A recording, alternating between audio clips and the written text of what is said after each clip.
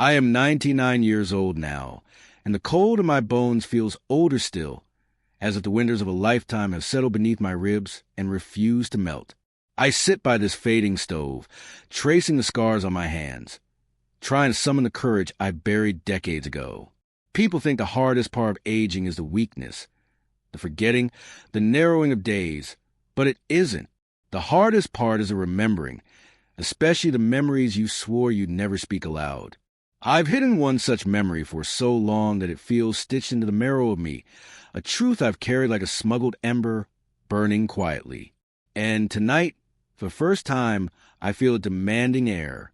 I was 18 the winter began, young enough to still believe a man's life could be shaped by effort alone. After my father died, the trapping line became mine, along with the cabin, the debts, and the silence he left behind. The winter of '78 was the coldest I'd ever known. Even the pines groaned, as if laboring under the weight of so much frozen time. Snow stacked in clean white slabs against the cabin walls, and each morning I waded through drifts that swallowed my boots. The world felt hollowed out, emptied of everything except the hiss of wind and the brittle crack of ice beneath my steps. I told myself I was learning independence, but most nights, loneliness pressed harder than any storm. On one of those mornings, when the light looked thin enough to tear, I found the first sign that something was wrong. A trail along the ridge had been disturbed. No, rearranged, as if a deliberate hand had brushed it clean, leaving only long, sweeping marks I couldn't name. At first, I thought it was a trick of wind, but the pattern held too much intention, too much rhythm. A mile farther, I discovered a deer carcass placed carefully beneath a cedar, untouched by teeth or claws. The body had been arranged, not abandoned. The forest was trembling with meaning, but I was too stubborn to see it. I chalked it up to the strange habits of scavengers and continued on, though unease hung heavy in the air. The next morning, the world changed. Fresh snow had fallen overnight, soft as sifted flour, hiding every scar of the forest floor except one. In the center of the clearing lay a single enormous footprint, human-shaped, but impossibly large, almost twice the length of my boot, and deep enough that meltwater had begun pooling in its center. Steam rose faintly from it, blurring at the edges as if the heat from whatever made it still lingered. When I knelt beside it, the quiet around me grew unervingly complete. Even the birds refused to speak. I brushed my glove along the edges, feeling warmth where there should have been only ice. A chill twisted through me, sharp as a realization that this wasn't a mark left by any animal I'd studied or tracked. Something was out there, something walking upright, heavy and unhurried. I should have turned back and boarded up the cabin. Any sensible man would have. But youth has a way of mistaking dread for curiosity, and I followed the trail as if tethered by some invisible thread. As I climbed toward the higher ridge, a coppery scent reached me, blood, old enough to thicken in the cold. Drops of it dotted the snow in irregular patterns, leading me through a corridor of bent branches and fresh breaks. Whatever I was tracking was wounded and struggling. For a moment, fear clawed at my throat. A cornered animal was dangerous. A wounded unknown could be worse. Still, something compelled me forward, as if the forest itself held its breath, waiting. I found it near the ravine, half crumpled in the snow, leaning against a fallen spruce. At first it looked like a mound of fur and shadow, too large to belong to any bear I knew. Then it moved. A slow, pained shift of broad shoulders, and the world seemed to tilt. Its fur was dark, matted with blood along its rib cage. One massive hand, fingers long and thick as branches, pressed weakly against the wound. A low sound trembled from its chest, not quite a growl, not quite a moan, but something heartbreakingly close to human sorrow. My breath froze in my throat. My rifle was in my hands before I realized it, but I couldn't aim it. My fear wavered beneath a deeper instinct. This thing wasn't hunting. It was hurting. It sensed me. Its head lifted with agonizing slowness, and for the first time I saw its face clearly. Not a beast's face. Not entirely. Eyes the color of amber glass met mine, ancient, intelligent, and shimmering with the same fear that rattled me. I'd expected rage or the wild ferocity of cornered prey, but what I saw was something closer to plea. Its breath came in rough bursts, each exhale clouding the air between us. My hands shook. My father had taught me to put down suffering animals mercifully, but something in that gaze stopped me cold. This wasn't an animal begging for an end. It was a being clinging to life. I stepped closer, every instinct screaming retreat, but my feet defied them. Snow crunched softly under my boots, each sound amplified in the frozen silence. When I reached it, the creature didn't lunge or snarl. It merely lowered its head, as if bracing for whatever I might choose. That small gesture, that acceptance, hit me harder than any threat. I knelt beside it, the scent of its blood thick and metallic, and realized my hands were no longer trembling from fear, but from the weight of the choice settling over me. Help it or leave it, save it or betray it. And in that moment, kneeling beside a creature I couldn't explain, I felt the first shift inside me, a quiet cracking open I wouldn't understand until much later. I didn't know then that mercy is a doorway you can't close one step through, or that the simple act of reaching out a hand would bind my life to this being in ways I still struggle to name.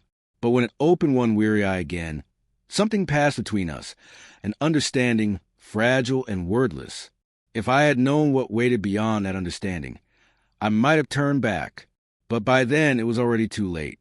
In the days that followed, I learned how easily fear can be softened by responsibility, and how quickly responsibility can evolve into something closer to devotion.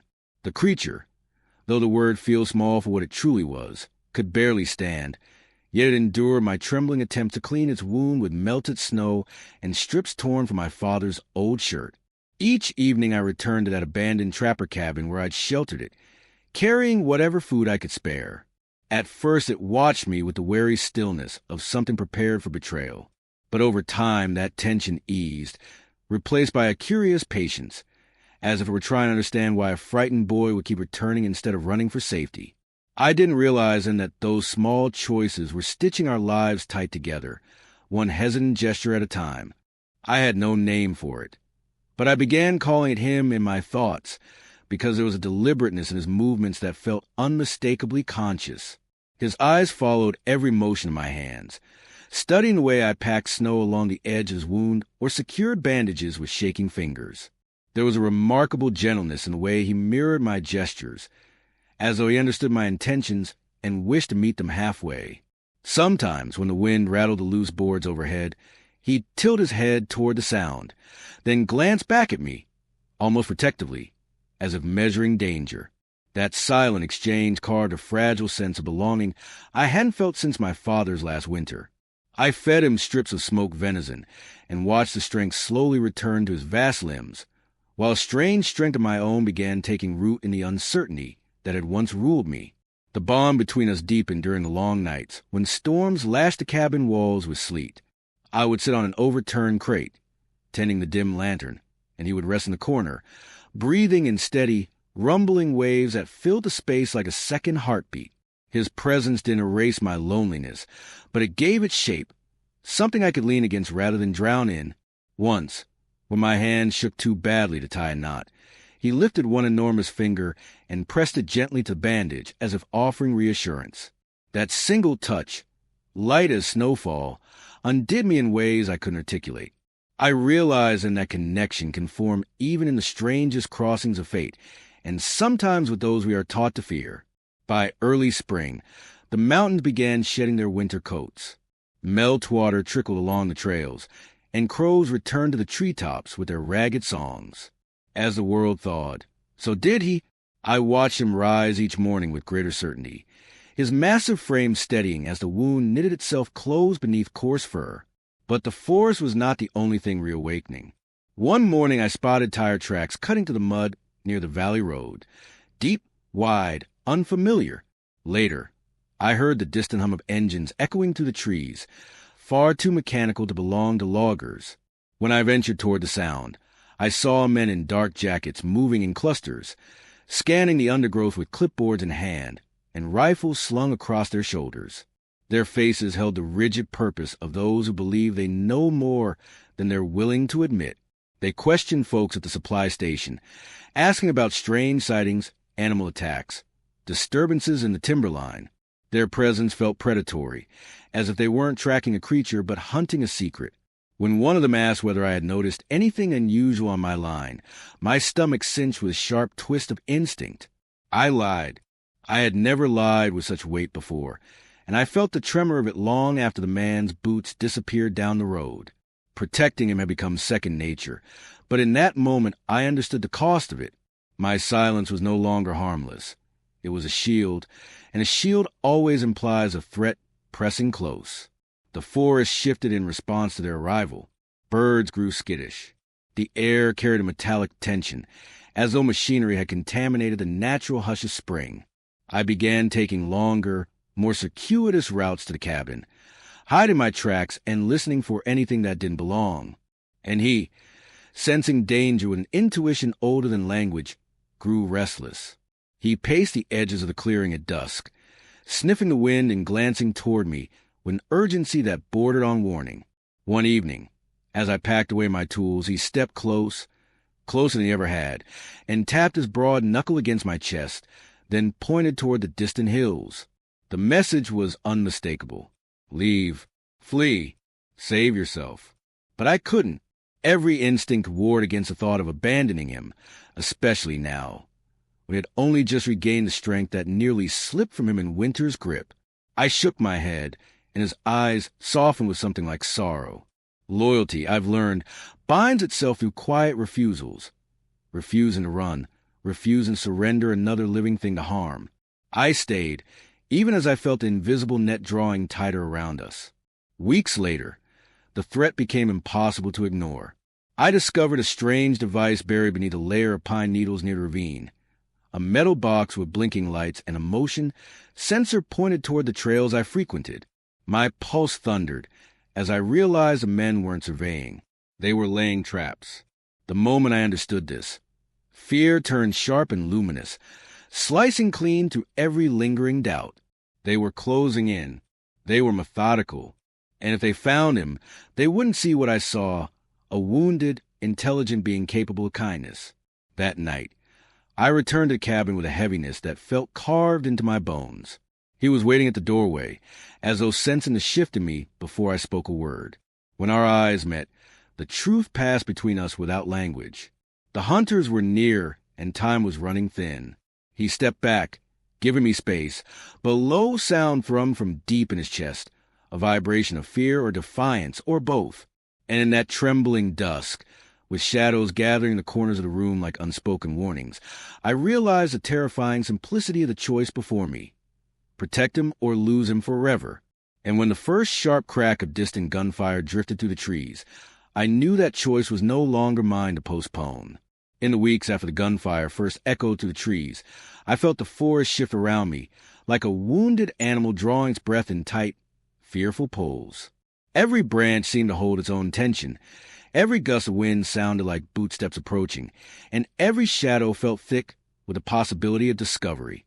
Yet even in that tightening atmosphere, he stayed close, watching me with vigilance that seemed less about his own safety and more about mine. It startled me. That reversal roles, that quiet insistence that he would not abandon the boy who had once knelt beside him in the snow. I didn't know how to carry that kind of loyalty, but I tried, stumbling forward with more fear than courage, hoping it would be enough to keep him alive. One afternoon, while checking a distant trap line, I stumbled across the broken body of a logger. His leg was twisted beneath him, crushed by a fallen branch from a storm the night before. He had died alone, probably hours earlier, with only the indifferent silence of the mountains to witness him. I kneeled beside him, whispering a clumsy prayer I'd learned from my father. As I stood to leave, a low, mournful sound rolled through the trees, deep enough to vibrate in my chest. It was him. He stepped into the clearing with a heaviness I'd never seen before, his eyes fixed on the still form at my feet. I froze, unsure whether he would recoil from death or lash out in fear. Instead, he approached with agonizing slowness and lowered himself to his knees, as if acknowledging a truth older than either of us. Then he began gathering branches, carefully, intentionally, arranging them over the man's body. He moved with ceremonial steadiness, layering moss and pine boughs as though performing a rite older than language. I watched spellbound. I had expected fear or rejection of death, but instead I saw tenderness. When he finished, he stepped back and let out a low breath, almost a sigh, and dipped his head. I realized, with a startling jolt, that this wasn't the first time he had done such a thing. He was no scavenger or monster digging up the lost. He was a guardian laying them to rest. And in that moment, my understanding of him cracked open like thawing ice, revealing something vast beneath it. Once I saw one of his burial sites, I began seeing signs of others. Hidden groves where stones were arranged in spirals or gentle mounds covered by wildflowers, even in seasons when they should not have been blooming. Some graves were clearly animal, others unmistakably human. Each was tended with the same painstaking care. I couldn't fathom how many years, how many generations, his kind must have spent protecting the forgotten dead. It unsettled me, not out of fear but out of the quiet ache of being humbled. He did for strangers what many people couldn't bring themselves to do for their own. I carried that knowledge like a fragile secret, something sacred and easily misunderstood. Yet the world beyond the trees was tightening its grip. Rumors spread in the town, missing hikers, strange sounds, footprints too large to deny. The men in the black jackets returned, this time with more equipment, more urgency. They set up camp along the ridge, erecting fences disguised as research stations. Their radios crackled day and night. I felt their presence like a bruise forming beneath the skin of the forest. They weren't seeking understanding. They were hunting evidence, and evidence is always the first step toward exploitation. I found myself waking in the night, listening for engines, imagining him stumbling into their traps, unable to comprehend the cruelty waiting inside them. One evening, as dusk bled into the horizon, he arrived at my cabin wounded again, this time not from nature but from a tranquilizer dart lodged in his shoulder. His breathing was labored, his movements unsteady. I pulled the dart out, hands shaking with fury. His eyes met mine, filled with a despair that needed no translation. He wasn't afraid of pain. He was afraid of being taken, of being trapped by minds that could never see him as anything but a specimen. I pressed my forehead to his arm, whispering apologies that felt too small for the danger closing in around us. He let out a soft rumble, the closest thing he had to comfort, though we both knew it wasn't enough to stave off what approached. The attacks escalated. I heard metal snapping the woods as sensors tripped. Lights flashed through the trees in unnatural colors. The night animals grew silent. And then came the night when explosions of light burst across the ravine, flares bright as false suns. Men shouted. Engines roared.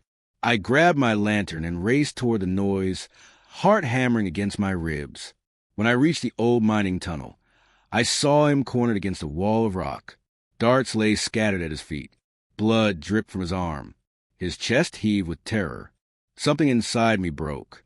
I called out to the men, weaving lies with frantic desperation, anything to slow their advance. And for a precious moment, they hesitated. It was all the time he needed. He lifted me with one swift motion and ducked into the tunnel, carrying me through twisting darkness until roar of pursuit faded. When he finally set me down, his breath trembled with exhaustion. He pressed his forehead against mine, an unmistakable gesture of gratitude. I felt tears sting my eyes, though I could not explain why that simple contact undid me so completely. But when he turned away from me and gazed deeper into the cavern, I sensed something unraveling. He touched the stone wall lightly, as if remembering something long buried, then looked back at me with a heaviness that carved itself into my memory. It was not the look of someone seeking safety. It was the look of someone preparing for a choice. And I understood, with a clarity that chilled me, that he was not running anymore. He stepped closer then, placing one hand over his chest and then over mine, as though marking a promise between us. The air in the tunnel lingered. I sensed that whatever he chose next would not be for himself, but for all he had buried, protected, and mourned. I did not understand, in that dim hush of the tunnel, that life was already shifting beneath our feet, preparing to close a chapter neither of us knew we'd been writing. After we escaped the men on the ridge, he vanished for nearly a month, leaving only faint tracks that dissolved into mud and shadows. I searched for him every morning, calling into the trees like a fool, guided by nothing but memory and dread. The forest answered with silence. I felt the old loneliness rising again, heavier this time, because now I held the imprint of a presence I could not bear to lose. When he finally returned, it was with a slowness that made my chest tighten. His fur had dulled, his movements felt strained, and there was a distant grief in his eyes, as though he had witnessed something that had carved into him deeper than any wound.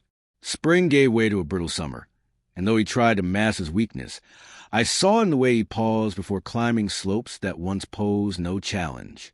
He would rest longer by the river, watching the water with a stillness that felt contemplative, almost resigned. I brought him food he hardly touched and tried to coax strength back into him with whatever care I understood. But some losses cannot be mended by human hands, and I sensed he was fading, not from injury, but from the pressure of a world closing in on him. The government patrols grew more frequent. Helicopters rattled the sky. I began waking in terror, imagining him taken in nets or dragged into steel cages far from the quiet groves he protected. One evening, a storm rolled in with startling ferocity, slamming against the cabin windows and rattling the roof like a giant's fist. I felt an unease climbing through me and stepped outside despite the rain slicing across my face. That was when I saw him emerging from the tree line, shoulders hunched, breathing raggedly, as if each gust of wind pushed him closer to collapse. I ran toward him, shouting his name, the one I never spoke aloud to anyone else, and he leaned into me with a weight that nearly buckled my knees.